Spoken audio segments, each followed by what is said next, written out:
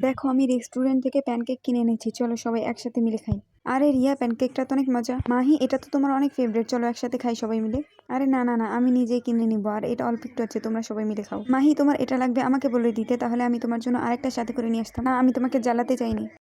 কত মিথ্যা বলে এই মেয়ে। হ্যাঁ, ও সবসময় এরকম করে। ইয়া, আমি আরেকবার নেই। হ্যাঁ, সবাই মিলে খাবো। আরে মাহি দাঁড়াও, এতগুলো জিনিসপত্র একসাথে নিচ্ছ, দাও আমি সাহায্য করি। দরকার নেই, আমি নিজেই করবো, তুমি যাও। কিন্তু তুমি এতগুলো ব্যাগ কিভাবে উঠাবে? রিয়া, তুমি চিন্তা করো না, এগুলো আমি ম্যানেজ করে নেব। আরে মিমি দাঁড়াও, আমি তোমার হেল্প করছি। ধন্যবাদ বন্ধু। দেখো এই মেয়ের কাছে কতগুলো ব্যাগ, কিন্তু ওর বান্ধবী শুধু দাঁড়িয়ে দেখছে। আচ্ছা মাহি, আমি চলে যাচ্ছি। হ্যাঁ ঠিক আছে। আরে রিয়া, তোমার কি হয়েছে? মাহি, তুমি কি আমাকে সত্যিই বন্ধু মনে করো? হ্যাঁ অবশ্যই। তাহলে আমার থেকে কেন সাহায্য নাও না? একজন অপরজনকে সাহায্য করাই তো বন্ধুত্বকে আরো বেশি গভীর করে। কিন্তু তুমি সবসময় আমাদের থেকে দূরে দূরে থাকো। রিয়ার কথা শুনে আমি বুঝতে পারলাম যে আমি আসলে ভুল। আমি বাইরে যাচ্ছি, কিছুক্ষণের মধ্যে চলে আসবো। রিয়া, তাহলে কি তুমি আমার জন্য আসা পার্সেলটা নিয়ে আসবে? হ্যাঁ অবশ্যই। Thank you. প্রিয় দর্শক, পরের পর্ব দেখার জন্য লাইক সাবস্ক্রাইব করুন এবং কমেন্টে লিখুন নেক্সট পার্ট।